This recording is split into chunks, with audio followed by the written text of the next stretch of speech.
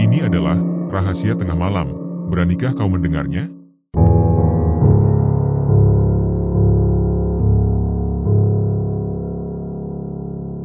Pada tahun 1984, di Jawa Timur, gerimis turun membasahi tanah, seakan menjadi saksi bisu bagi Soekardi yang duduk sendirian, tenggelam dalam renungan nasibnya. Bukan hanya harta yang habis meluluh lantakkan hidupnya, tetapi rasa malu yang menghantui dirinya, terutama kepada Sunari, adiknya. Keserakahannya di masa lalu telah memicu keributan hebat, tepatnya 3 tahun yang lalu, hanya 2 bulan setelah kepergian ayah mereka, Pak Gareng. Pak Gareng, yang sudah menduda selama 2 tahun karena istrinya meninggal akibat sakit, hidup dalam kesendirian yang penuh penderitaan. Sejak ditinggalkan oleh sang istri, kesehatan Pak Gareng pun memburuk. Usaha peternakan sapi yang dulunya menjadi tumpuan keluarga mulai terbengkalai.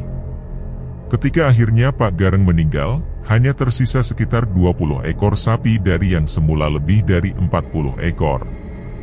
Selain itu, beliau hanya meninggalkan sepetak sawah setengah hektar, yang nilainya tak seberapa karena lokasinya yang cukup jauh dari pemukiman. Disinilah Soekardi menunjukkan keserakahannya. Ia membujuk Sunari, adiknya, untuk berbagi warisan, namun dengan cara yang tidak adil. Soekardi meminta semua 20 ekor sapi, sementara Sunari hanya mendapatkan sawah setengah hektar itu. Sunari menyadari ketidakadilan tersebut, mengetahui bahwa sapi-sapi besar yang diminta Soekardi memiliki nilai 2 hingga 3 kali lipat lebih besar daripada sawah yang diberikan padanya. Namun, ketakutan Sunari terhadap kakaknya membuatnya terpaksa menerima. Sejak saat itu, kehidupan mereka berdua berbeda jauh. Sunari yang tak terlalu pandai mengelola sawah, hidup dalam kekurangan. Dari kecil, ia lebih sering membantu ayahnya mengurus ternak sapi dibanding belajar bertani di sawah. Kegagalan demi kegagalan panen menghantam hidup Sunari. Bahkan, kabarnya, ia mulai terlilit hutang di warung demi mencukupi kebutuhan makan sehari-hari. Sementara itu, Soekardi menikmati kekayaan dari sapi-sapinya. Ia menjalankan usaha peternakan dengan baik dan menjadi salah satu orang yang disegani di kampung karena usahanya terus berkembang. Namun, di balik kesuksesannya, ia tak pernah peduli dengan kondisi Sunari, satu-satunya adik yang ia miliki. Meski tetangga mulai mempergunjingkan sifat curangnya, Soekardi tetap acuh dan hidup dalam kecukupan. Namun, semuanya berubah dalam waktu 3 tahun. Keputusan Soekardi untuk tidak berinvestasi pada sawah atau properti lainnya menjadi bumerang. Ketika wabah penyakit ternak melanda, sapi-sapinya mati satu persatu. Dari puluhan ekor yang dimiliki, hanya tersisa 2 ekor saja. Dalam kejatuhan itu, Soekardi baru menyadari kesalahannya dan mulai berpikir untuk meminta maaf kepada Sunari. Namun, niat baik itu sirna ketika Tariman, seorang teman masa kecilnya dari desa sebelah, datang berkunjung. Tariman, yang baru saja menikah setahun yang lalu, datang bukan hanya untuk bersilaturahmi. Ia membawa kabar yang kelak akan mengubah hidup Soekardi. Ternyata, Tariman juga mengalami masalah ekonomi dan mengajak Soekardi untuk pergi ke sebuah tempat guna mencari pesugihan. Awalnya, Soekardi merasa terkejut mendengar usulan itu. Namun, Tariman terus membujuknya, terutama dengan menyebutkan status Soekardi yang semakin merosot di mata warga akibat kebangkrutan usahanya. Tariman sendiri mengaku belum pernah pergi ke tempat itu, tetapi mendapatkan informasi dari temannya. Setelah berpikir panjang dan mempertimbangkan segala sesuatu, akhirnya Soekardi setuju untuk menemani Tariman. Mereka pun berangkat dengan sepeda motor milik Soekardi. Perjalanan itu memakan waktu sekitar 1,5 jam hingga tiba di sebuah desa terpencil. Setelah bertanya pada beberapa warga, mereka ditunjukkan sebuah rumah unik di tengah sawah yang dimiliki oleh seorang tua bernama Mbah Tarsiam. Penampilan Mbah Tarsiam sungguh menyeramkan di mata Soekardi. Hampir seluruh rambutnya telah memutih, dan caranya menatap memberikan kesan seperti orang yang kurang waras. Merasa tak tahu banyak tentang hal ini, Soekardi menyerahkan penjelasan kepada Tariman. Tariman menjelaskan maksud kedatangan mereka dan harapan mereka terhadap pesugihan. Setelah mendengar penjelasan itu, Mbah Tarsiem mengajak Tariman ke belakang rumah. Namun, 5 menit kemudian, Tariman kembali dengan wajah kecewa, mengaku bahwa ia tidak cocok dengan jenis pesugihan yang disarankan. Giliran Sukardi yang dipanggil Mbah Tarsiem. Meskipun wajah Mbah Tarsiem tampak menyeramkan, sikapnya berubah ramah ketika berbicara dengan Sukardi. Setelah sejenak memejamkan mata dan menggumamkan beberapa kata, Mbah Tarsiem mengatakan bahwa Sukardi cocok dengan pesugihan ini. Sukardi terkejut mendengar hal itu, tetapi merasa tidak enak hati karena jika ia sukses, Tariman tetap hidup dalam kekurangan. Meskipun demikian, Sukardi tetap mengikuti proses yang dijalani. Mbah Tarsiem kemudian menanyakan hari weton anak-anak Sukardi. Sukardi terkejut ketika mendengar pertanyaan itu, karena ia sama sekali belum bercerita bahwa dirinya memiliki 2 anak. Ia pun menjawab dengan jujur, bahwa anak pertamanya, Bimo, berweton Selasa Pahing, sementara anak keduanya, Astuti, berweton Kamis Kliwon. Lagi-lagi, Mbah Tarsiem menutup mata dengan tenang. Ia mengucapkan beberapa kalimat yang mengejutkan Astuti, seolah memprediksi masa depan yang cerah. Ini akan membawamu menuju kesuksesan, gumam Mbah Tarsiem sambil menatap tajam ke dalam mata Sukardi. Dalam hati, Sukardi merasakan bulu kuduknya meremang. Perasaan takut tiba-tiba menyergapnya. Rasa penasaran pun membuatnya tak mampu menahan diri untuk bertanya, namun keraguan segera muncul di benaknya. Ia bertanya-tanya dalam hati, apakah semua ini melibatkan tumbal? Tanpa menjawab secara langsung, Mbah Tarsiem hanya tersenyum penuh arti. Sebagai gantinya, ia melafalkan sebuah kalimat bijak yang membuat Sukardi semakin terpaku. Mbah Tarsiem menekankan bahwa kehidupan dan kematian adalah milik Yang Maha Kuasa, tak ada manusia yang berhak menentukannya. Ia lalu menyerahkan sebuah tombak kecil kepada Sukardi dengan pesan penuh makna. Jaga tombak ini tetap berdiri. Semuanya akan baik-baik saja, ujar Mbah Tarsiem. Tombak kecil itu dipercaya akan lebih aman jika ditancapkan di dalam kamar yang berlantai tanah, agar tidak mudah roboh. Setelah memberikan tombak itu, Sukardi diajak kembali ke ruang tamu. Di sana, Mbah Tarsiem menyampaikan maafnya kepada Tariman. Ia mengungkapkan bahwa Tariman tidak cocok dengan model pesugihan yang sedang dibicarakan.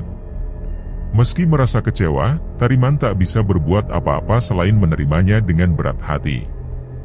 Obrolan mereka pun kembali beralih kepada Sukardi. Mbah Tarsiem meminta agar Sukardi datang lagi 3 hari kemudian, tepat pada hari Kamis Kliwon. Namun, ia harus datang sendirian dan membawa seekor ayam cemani. Tak lama kemudian, Sukardi dan Tariman pamit untuk pulang. Sebelum pergi, Sukardi sempat menyodorkan amplop berisi uang kepada Mbah Tarsiem. Namun, amplop itu ditolak dengan halus.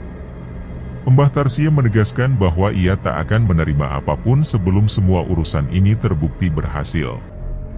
Setibanya di rumah, Sukardi langsung menancapkan tombak kecil pemberian Mbah Tarsiem di kamar paling belakang, yang kebetulan masih berlantai tanah.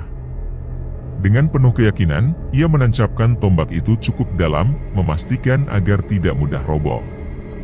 Sukardi kemudian mengunci kamar itu rapat-rapat dan mengingatkan istri serta kedua anaknya untuk tidak masuk ke sana, dengan alasan ada barang penting yang disimpan di dalamnya. 3 hari kemudian, Sukardi berangkat kembali ke rumah Mbah Tarsiem. Sebelum pergi, ia sempat mengadakan selamatan kecil-kecilan untuk merayakan weton kelahiran Astuti, anaknya yang ketika itu berusia 7 tahun. Sesampainya di rumah Mbah Tarsiem, Sukardi menyerahkan ayam cemani yang sudah dibawanya. Mbah Tarsiem menerima ayam itu dengan tenang dan mengajak Sukardi berjalan ke belakang rumah. Kali ini, perjalanan mereka lebih jauh. Di belakang rumah Mbah Tarsiem, ada sebuah sumur tua yang dikelilingi oleh barisan pohon pisang. Mbah Tarsiem mulai melafalkan doa-doa yang terdengar seperti mantra, sambil berdiri di dekat sumur. Dengan gerakan cepat, sang dukun melemparkan ayam cemani ke dalam sumur yang dalam. Tiba-tiba, dari dasar sumur, muncul makhluk menyeramkan. Wujudnya seperti ular raksasa dengan tubuh sebesar 3 kali lipat paha manusia dewasa, namun wajahnya menyerupai seorang lelaki tua yang menakutkan. Soekardi tersentak kaget, dan nalurinya memaksanya melangkah mundur. Mbah Tarsiem segera memberi isyarat agar Soekardi tetap tenang dan tidak beranjak. Setelah beberapa saat, sang dukun kembali melantunkan mantra, dan Soekardi pun dibawa kembali ke ruang tamu. Di sana, Mbah Tarsiem menjelaskan bahwa ritual ini belum selesai.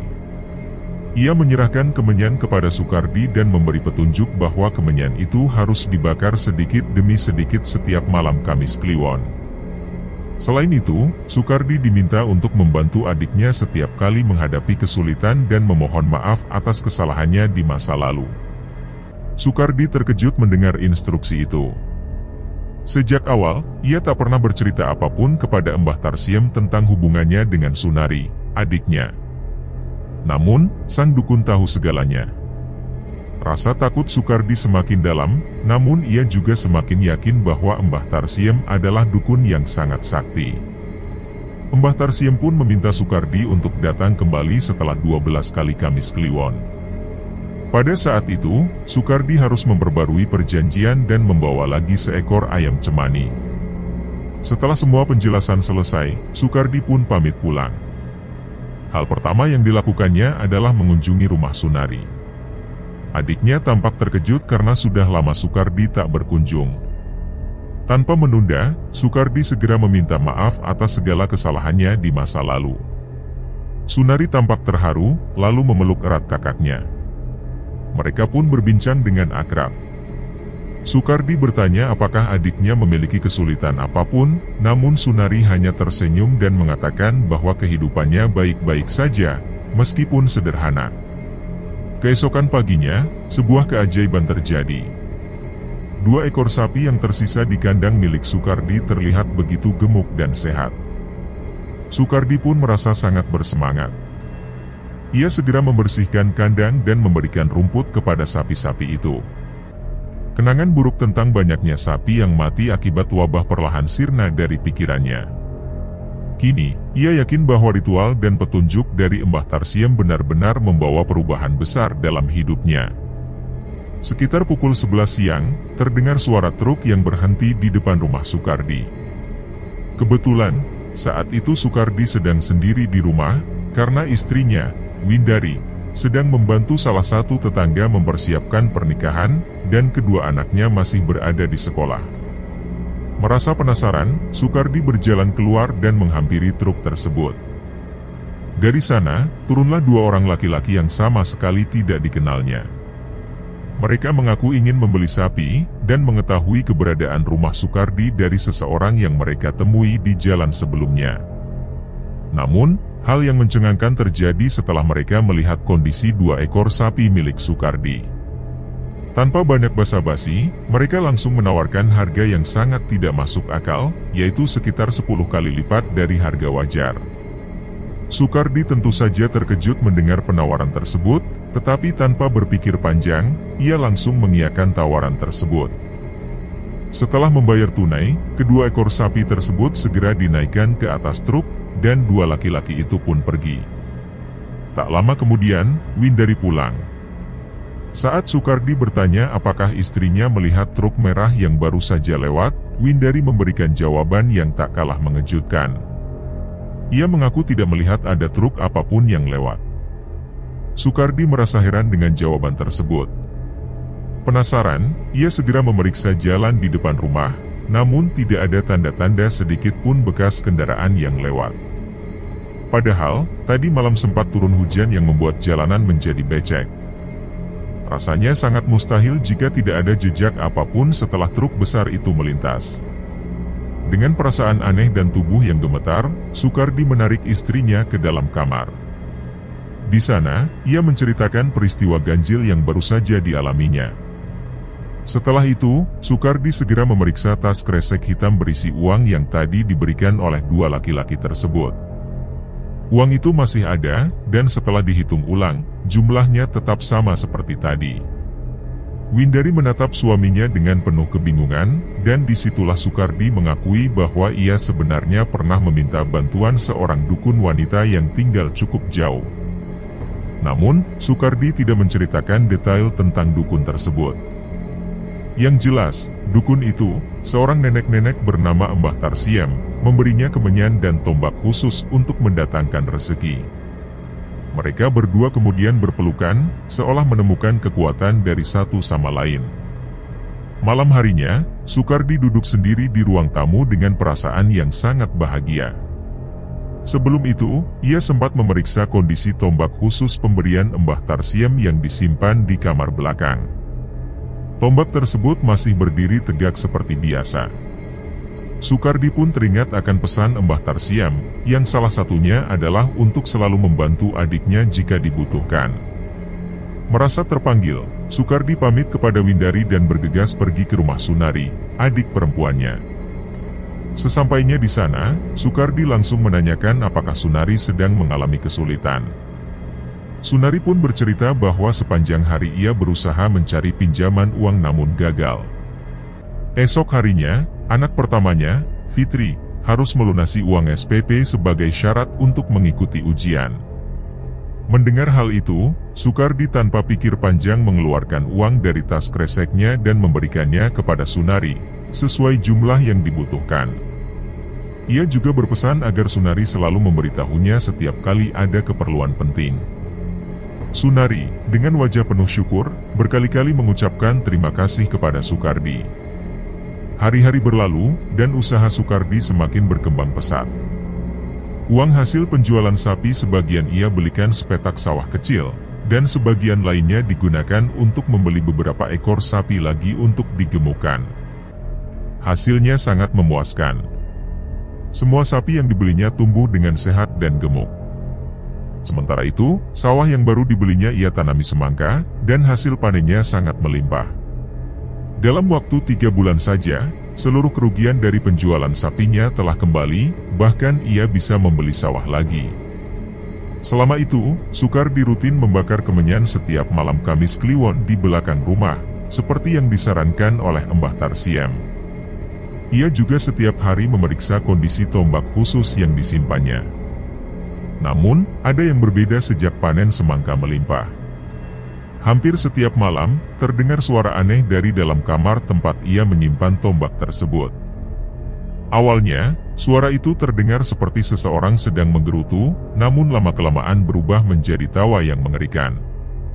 Pada malam pertama ketika suara itu terdengar, Sukardi memberanikan diri masuk ke dalam kamar khusus tersebut. Anehnya, saat pintu dibuka, suara itu tiba-tiba menghilang, dan tidak ada siapapun di dalam kamar. Keesokan harinya, Sukardi bertanya kepada istri dan kedua anaknya apakah mereka mendengar suara aneh semalam, namun mereka semua mengaku tidak mendengar apapun, bahkan tidak terbangun sama sekali. Bagi Sukardi, ini sangat aneh. Telinganya dengan jelas mendengar suara yang keras dan menggema, namun tidak ada orang lain yang menyadarinya. Sukardi pun mulai menduga bahwa hanya dirinya lah yang bisa mendengar suara aneh tersebut.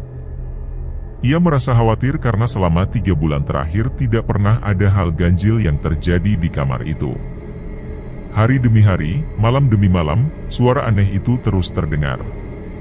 Sukardi akhirnya menyadari bahwa suara itu biasanya muncul pada malam Selasa, Kamis, dan Jumat. Namun, terkadang suara itu juga muncul di malam-malam lainnya. Meski bulu kuduknya sering merinding mendengar suara tawa yang melengking dan menyeramkan itu, Sukardi mulai terbiasa dengan kehadirannya. Ia memutuskan untuk tidak menceritakan hal ini kepada istri dan anak-anaknya, karena mereka tampaknya tidak pernah mendengar suara tersebut. Hari-hari pun terus berjalan, dan usaha Sukardi semakin berkembang. Setiap ritual yang diajarkan oleh Mbah Tarsiem benar-benar dipatuhinya, terutama pembakaran kemenyan setiap malam Kamis Kliwon. Hampir setiap hari, Sukardi juga selalu memeriksa kondisi tombak yang menjadi simbol kesuksesannya. Untungnya, tombak itu tetap berdiri tegak, tak pernah bergeser dari posisi semula. Selain itu, Sukardi hampir setiap minggu mengunjungi Sunari, adik kandungnya, untuk memberikan bantuan keuangan, meskipun Sunari tak pernah memintanya. Sukardi juga beberapa kali berkunjung ke rumah Tariman, orang yang mempertemukannya dengan Mbah Tarsiem, sebagai bentuk rasa terima kasih dengan memberikan sedikit uang. Keberhasilan Sukardi dalam usahanya sangatlah pesat. Sapi-sapinya bertambah banyak, kini jumlahnya sudah mencapai belasan ekor. Tak hanya itu, Sukardi juga membeli sawah lagi, hingga total luasnya hampir 3 hektar. Semua peningkatan signifikan ini dicapainya hanya dalam waktu sekitar 1 tahun. Namun, suatu hari, Sukardi harus pergi ke rumah Mbah Tarsiem sesuai permintaan sang dukun, karena malam sebelumnya adalah pembakaran kemenyan yang ke-12. Meskipun Sukardi merasa sangat lelah, ia tahu bahwa acara sepenting ini tak boleh diabaikan dengan alasan apapun. Seekor ayam cemani pun dibawanya sebagai sesajen, dan ia segera memacu sepeda motornya menuju rumah Mbah Tarsiem. Sepanjang perjalanan, Sukardi terus berpikir tentang apa yang akan diminta oleh Mbah Tarsiem. Ia teringat bahwa menurut sang dukun, kedatangannya kali ini adalah untuk memperbarui perjanjian yang telah dibuat sebelumnya. Walaupun ada rasa takut, terutama terhadap suara-suara aneh yang kerap didengar saat melakukan ritual, Sukardi merasa siap, karena hasilnya selama ini sangat memuaskan. Namun, setibanya di rumah Mbah Tarsiem, Sukardi disambut kabar mengejutkan. Salah satu warga setempat memberitahunya bahwa Mbah Tarsiem telah meninggal sekitar 4 bulan yang lalu. Warga tersebut juga bercerita bahwa banyak kejadian aneh terjadi saat dukun perempuan itu meninggal dunia. Mendengar hal ini, Sukardi diliputi rasa takut yang luar biasa. Ia teringat saat makhluk menyerupai ular besar menyambar ayam cemani saat ritual tahun lalu. Kegelisahan melanda Sukardi, karena kini ia tidak tahu harus kemana untuk memperbarui perjanjian pesugihan yang didapat dari Mbah Tarsiem. Dengan perasaan bingung dan lelah, Sukardi memutuskan untuk pulang. Di tengah perjalanan, tubuhnya terasa sangat capek, sehingga ia terpaksa berhenti di sebuah bangunan kecil di pinggir jalan yang tampak seperti pos kamling. Setelah menghentikan sepeda motornya, Sukardi dikejutkan oleh sesuatu. Ayam cemani beserta keranjangnya yang tadi diikat kuat di jok belakang motor, sudah hilang. Ketakutan mulai menyelimuti Sukardi. Ia khawatir ini adalah pertanda buruk, meskipun di dalam hati ia mencoba menenangkan diri bahwa ayam cemani itu tak lagi dibutuhkan karena Mbah Tarsiem sudah meninggal. Dengan rasa kantuk yang berat, Sukardi akhirnya memutuskan untuk tidur sejenak di pos kamling tersebut. Namun, tak lama setelah terlelap, Sukardi merasakan sesuatu menggoyang-goyangkan pos kamling itu dengan sangat kuat. Ia sempat menduga telah terjadi gempa bumi, tetapi dugaannya ternyata salah. Yang terjadi justru lebih mengerikan. Di hadapannya muncul sesosok makhluk menyerupai ular raksasa, namun berkepala seorang kakek. Sosok itu tampak sangat menakutkan. Sukardi langsung teringat bahwa makhluk inilah yang dilihatnya setahun lalu di sumur belakang rumah Mbah Tarsiem. Rasa takut menyelimuti seluruh tubuh Sukardi. Nafasnya semakin sulit, dan mulutnya dibekap oleh sepasang tangan makhluk bertubuh ular tersebut. Cairan liur yang menjijikkan menetes dari mulut sosok itu, membuat Sukardi semakin mual dan panik. Tak ada tenaga yang tersisa untuk melawan. Dalam ketakutannya, makhluk tersebut mengeluarkan suara menggelegar yang terdengar seperti suara Mbah Tarsiem. Sukardi terus meronta, hingga entah bagaimana, kakinya berhasil menendang kepala makhluk itu. Sosok bertubuh ular itu tersungkur dan terpental jauh. Sukardi langsung terbangun dengan keringat bercucuran, tubuhnya gemetar ketakutan. Tanpa berpikir panjang, Sukardi segera memacu sepeda motornya untuk pulang. Jantungnya berdebar kencang sepanjang perjalanan, dan pikirannya dipenuhi oleh mimpi buruk yang baru saja dialaminya. Ia berharap bahwa mimpi itu hanyalah simbol perlawanan terhadap kekuatan jahat, dan mungkin saja ia telah berhasil mengalahkan kekuatan tersebut. Namun, saat tiba di rumah, Sukardi disambut oleh pemandangan yang membuat hatinya hancur. Rumahnya kosong, tak ada siapa-siapa. Tak lama kemudian, Pak Rahman, salah satu tetangganya, datang dengan tergesa-gesa dan memberitahu bahwa Astuti, putri kesayangannya, mengalami kejang-kejang dan telah dibawa ke puskesmas dengan mobil Pak Lurah. Panik melanda Soekardi. Ia teringat pesan dari Mbah Tarsiem bahwa segala sesuatu akan baik-baik saja selama tombak masih berdiri. Dengan kebingungan dan ketakutan, Soekardi segera menuju kamar belakang untuk memeriksa tombak tersebut. Namun, kekhawatirannya semakin memuncak ketika melihat tombak itu telah tergeletak di atas tanah, tak lagi berdiri tegak. Tanpa berpikir panjang, Soekardi segera memacu sepeda motornya ke puskesmas. Sekitar 200 meter sebelum sampai, Soekardi melihat dari kejauhan Mindari dan Bowo, istri dan anak pertamanya, berpelukan sambil menangis. Hatinya hancur berkeping-keping, dan ketakutannya semakin menjadi-jadi. Ia mempercepat laju motornya, dan setelah sampai, Soekardi langsung berlari menuju mereka. Ternyata benar, Astuti, putri kesayangannya, telah meninggal dunia. Tubuh Soekardi terasa seolah disengat halilintar. Matanya berkunang-kunang, dan ia pun terjatuh di tanah halaman puskesmas, dengan air mata yang tak henti-hentinya mengalir. Penyesalan yang begitu dalam memenuhi hati Soekardi ketika berada di pemakaman putri kesayangannya, Astuti. Sejak kematiannya, Soekardi tak pernah benar-benar mampu melepaskan dugaan bahwa putrinya telah diambil sebagai tumbal dari perjanjian mistis yang pernah ia jalani, meski tak ada yang bisa memastikan hal tersebut secara pasti. Namun, keyakinan itu terus menghantuinya. Sejak kepergian Astuti, kehidupan Soekardi tak lagi sama. Kesedihan yang tak tertahankan meliputi dirinya setiap hari. Rasa kehilangan itu begitu mendalam, membuatnya tak mampu lagi menjalankan usaha seperti sebelumnya. Perlahan tapi pasti, bisnis yang dulunya berkembang pesat mulai mengalami kemunduran. Sapi-sapi yang dahulu menjadi kebanggaannya, satu persatu dijual untuk menutup kerugian. Begitu juga dengan sawah-sawah yang telah ia kumpulkan selama bertahun-tahun. Hampir semuanya hilang. Usahanya hancur, dan akhirnya, Soekardi bangkrut. Dengan segala harta yang telah terjual, ia menghabiskan sisa hidupnya dalam kesedihan yang tak kunjung usai. Setiap hari terasa bagai bayangan hitam yang terus menghantuinya.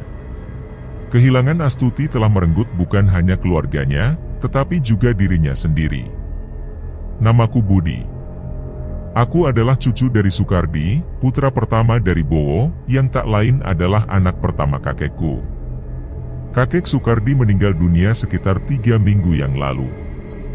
Pada malam sebelum kepergiannya, aku yang dianggap sebagai cucu kesayangannya, dipanggil ke kamarnya. Suasana malam itu begitu sunyi, hanya suara angin yang berdesir pelan di luar jendela. Di sanalah, dengan napas yang berat, kakek menceritakan kepadaku semua kisah menyedihkan yang terjadi sekitar 40 tahun yang lalu. Dalam nada suara yang penuh penyesalan, ia meminta agar kisah ini disebarkan kepada siapapun yang mendengarnya sebagai pelajaran berharga, agar tak ada lagi yang jatuh ke dalam kesalahan serupa. Kakek Soekardi meminta satu hal, agar nama-nama orang yang terlibat dalam peristiwa tersebut disamarkan. Ini adalah permintaan terakhirnya sebelum menghembuskan napas terakhirnya keesokan harinya. Harapanku, kisah ini bisa menjadi pelajaran bagi semua orang, bahwa mengejar kekayaan dengan cara-cara yang melanggar aturan agama, tak pernah membawa kebaikan. Seperti yang dikatakan oleh kakek sebelum meninggal, kisah ini bahkan belum pernah ia ceritakan secara mendetail kepada ayah maupun nenekku.